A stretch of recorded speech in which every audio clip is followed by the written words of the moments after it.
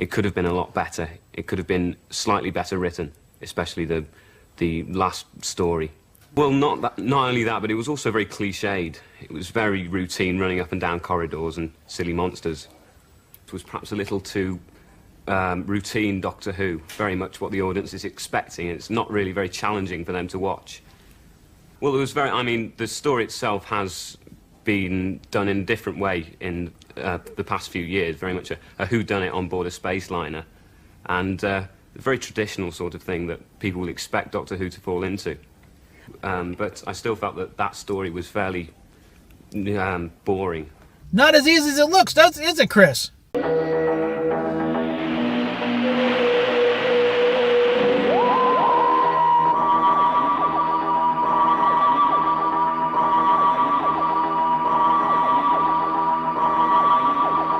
Yeah.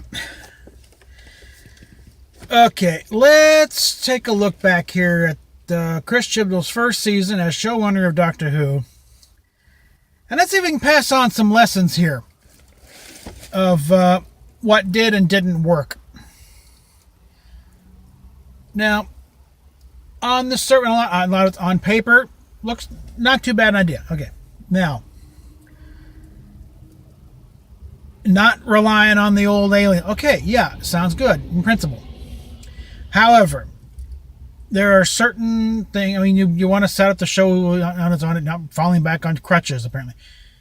However, okay, let's look at this honestly here. Doctor Who is built on a very big foundation, a lot of lore and stuff, and it's very handy to tap into that once in a while. So make sure this is Doctor Who and not just in name only. And one of the things, like I said before, and other doctors have said, they never felt like they were really the Doctor until they faced off against the Daleks or the Cyber or an actual bona fide Doctor Who villain. This last episode, it felt more like a Doctor Who. One, it was on an alien planet, and it actually called back to a previous, villain, even though it was like the one earlier in the season. You're still, you're drawing onto mystery. Okay, another thing. And I think this really kind of called back to maybe a bit of a failing of the entire run since the relaunch. And they kind of corrected a little bit during Moffat's thing is this show's also built on multi-part serials, okay? And that's not just for the, thing of, making big stories. It's also really a practical production tool because you're no longer blowing the budget on one segment. You can amortize it over, multiple parts. You can do bigger stories, but it's not, but as opposed to, the show's costing a BBC a bundle, isn't it? The BBC a bundle, as it is right now. You might as well get your best bang for your quid. Make a 2 or 3 part story, Spend the same amount on the sets and stuff. Flesh out the story more. That's another thing. Is you can get into their characters. You can, explain things more. A lot of things, especially the last one, a lot of stuff wasn't explained. These guys were not given any kind of background of their religion and why they would fall so easily for some guy just beams out of nowhere. You got to set things up right. And if it takes, 2 or 3, segments, fine, let it.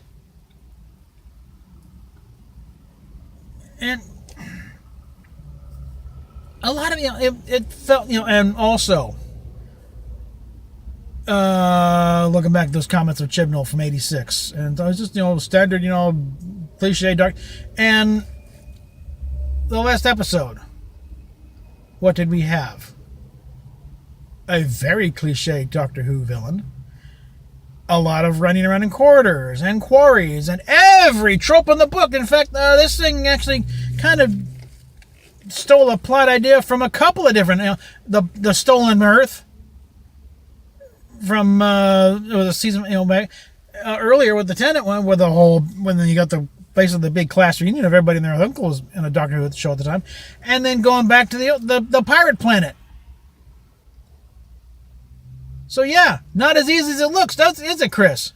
Once you're on the hot seat and how to come up with these stories, and also another practical idea of doing multiple parts to a story is you worry about how do you fill an entire season You wait like 15, 20 episodes? That's how you do it.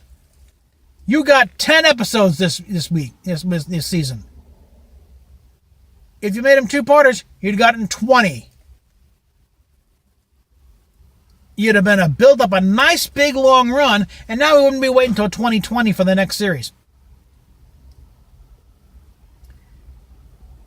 See,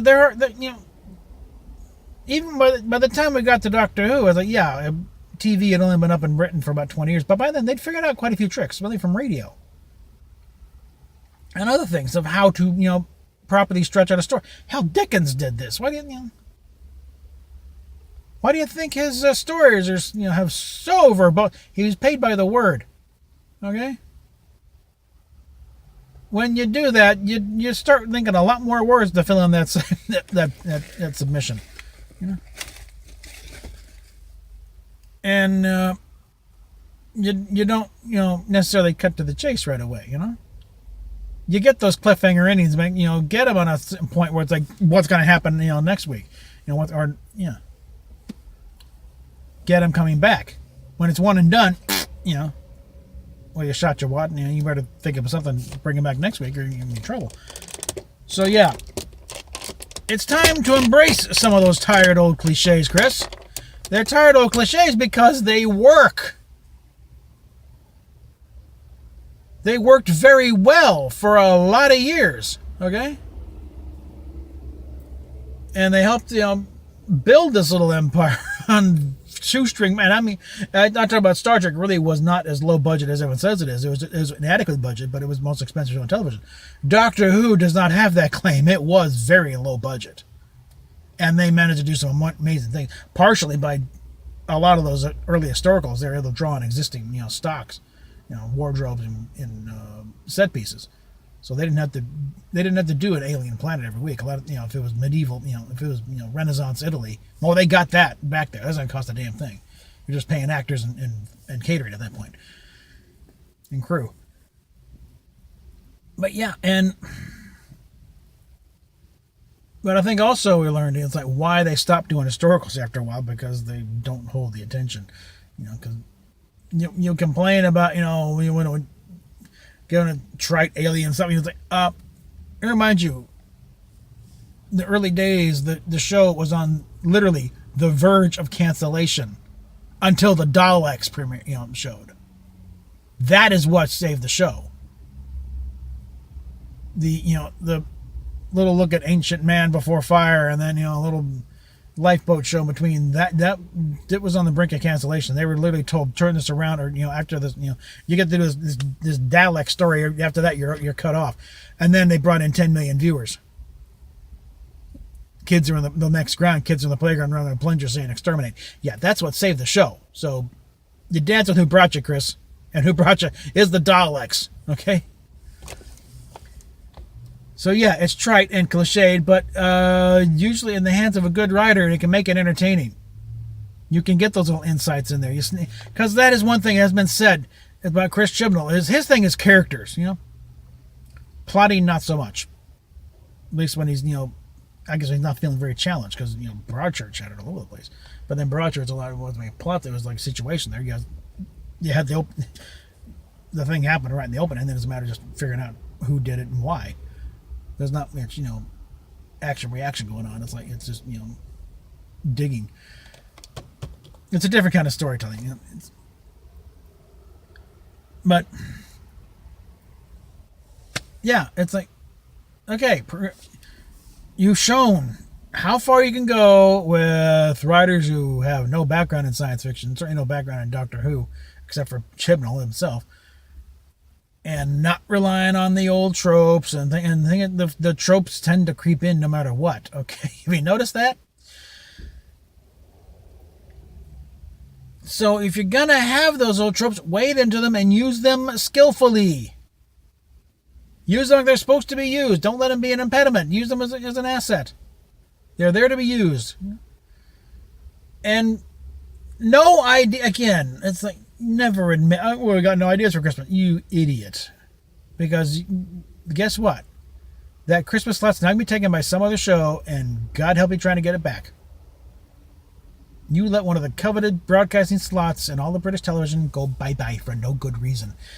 First rule of Fight Club, you do not talk about Fight Club. Even if you're telling the guys up on the 6th floor, we got no ideas. Don't tell the public you got no ideas. Oh, we got something special planned. Don't worry about it. There are how many writers out there who used to work for Doctor Who, would love to work for Doctor who can probably be called, well, also another thing. One, without the backlash over the mangling of the scripts. One, never attack your audience. We may not all be license holders, but we are keeping you in business by watching you and providing the ratings numbers and the feedback by showing, yes, people are watching. And without us, you don't have a show. Okay? The BBC's not in the business for wasting money on stuff no one's going to watch. Okay? So that that only goes so far. About we got the BBC. Yeah, you still got to worry about ratings. I know that. Okay. I know whenever Coronation Street beats out whatever's on BBC at the time, it makes people nervous. So yeah, never attack your fans, even when they're blatantly wrong. Okay, if there's enough of them, maybe it's not them. Maybe it's you. Maybe you're actually off on something. Okay, so shift here. So let's just get to it here. You got all this. You got resources to draw upon. You could do like half the season right off the bat with just visiting Old Home Week, the Daleks, the Cybermen, the Sontarans. We haven't seen the Vogons. Got a nice little resurrection thanks to Stephen Moffat. And really, you got all this stuff to play with now. You got all these toys in the sandbox, and you're choosing to play with the sand. Like, okay, you gave it a shot. And I said before, the show has been through much worse. Jonathan Turner was, that was not Doctor Who's proudest moment in a lot of cases. Maybe a little unfairly biased, but there were some things like, no, that was wrong. That was dumb, okay? Starting with, making Colin Baker wear that idiotic outfit. They should have gone... He had an idea of what kind of doctor he wanted to play. This is the guy you put in charge. Let him do it, okay? And yeah, you've done that with Jodie. She came up with this picture of some Victorian age gal with wearing the boots and the coat. And, hey, great. All right, fine. She's got an idea.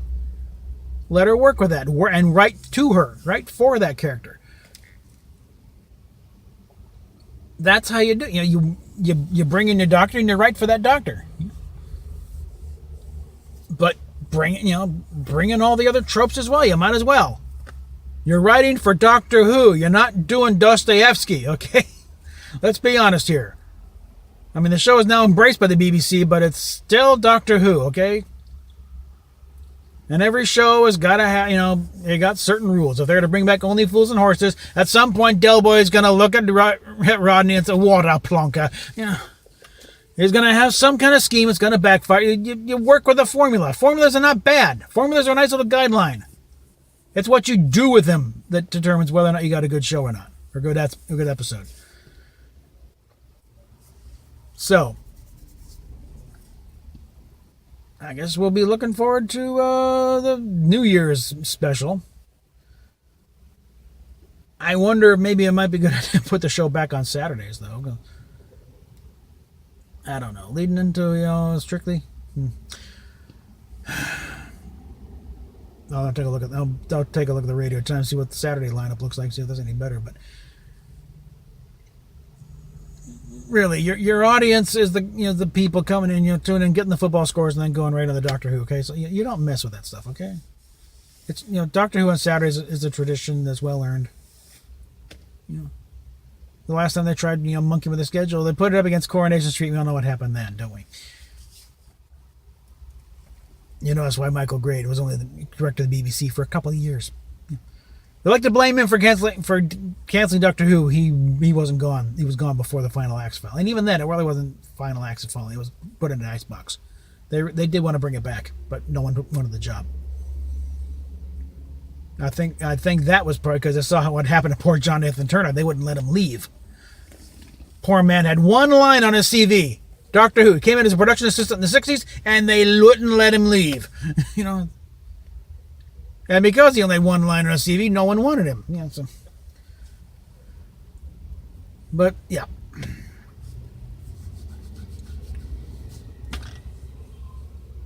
So, Chris, just, you're writing Doctor Who, write Doctor Who, okay? Those tropes exist for a reason. They work. And work up some way to tell whoever is monkeying around with these little certain, cultural requirements for the BBC, and you have to include this, that, and that, and don't say that. Tell them to go get stuffed, okay? Somebody needs to stand up these and tell them, butt out. It's a science fiction. It's allegorical by nature. We don't need the extra help. Thank you very much. Good day. Okay? We can make our own analogies and make them, and put them in such a way that it'll fly right into the reader's ears. They won't notice until it hits them later on. Oh, that's what that's about. But when you come in clubbing them over the head with it, where they say, hi, here's your token gay character, and here's your token black gay character, and here's, enough, okay? Said, yes, Doctor Who's always been political. No, Doctor Who's not always been political. It's had occasional bouts of political. Yeah. There was a little bit of an environmentalist streak for a while in the 70s with the later John Pertwee stuff. And they would touch on things here and there, but broad issues. Broad, fairly evergreen issues. Do you think anybody in 15, 20 years is going to care about the Trump administration? Rightly or wrong, it'll be gone. That's like if, like comparison, Star Trek. Yeah, a lot of political stuff, but broad issues. Very broad moral issues, war, peace, love, sex, not what's the Johnson administration doing in Vietnam this week? That wouldn't have worked even at the time because just the production value. By the time the show came out, the issue would have been long gone and over, or might have turned a different direction and suddenly you look like an idiot. Same way, going on about Trump. And this is the same thing Discovery's going to get into pretty quick too, because they're trying to, turning, the Klingons into Trump supporters. Again, even, say Trump wins re-election. 2024, he's out. This show is going to look so bloody dated, and depending on how it all works out, they could very well look like total morons because of the stances they take. Because they could very well be on the wrong side of history on that, and that's never a place that Star Trek is good to be on. It's supposed to be being progressive and forward on this. You don't want to be on the wrong side of this. So it's like you don't go for nitpicky issues of the day. You go for long-standing, broader issues, of right and wrong. That's why Mr. Big, who you're only running because you hate Trump. It's like, no, okay? Don't even go there, okay? You're not impressing anybody. You're catering to an audience segment that doesn't watch this show in the first place. Lucy over, what was it, the Guardian or whatever, whichever it was, she did never watch Doctor Who, but suddenly she's a Whovian because of this last episode. You think she's going to go back and watch Genesis of the Daleks?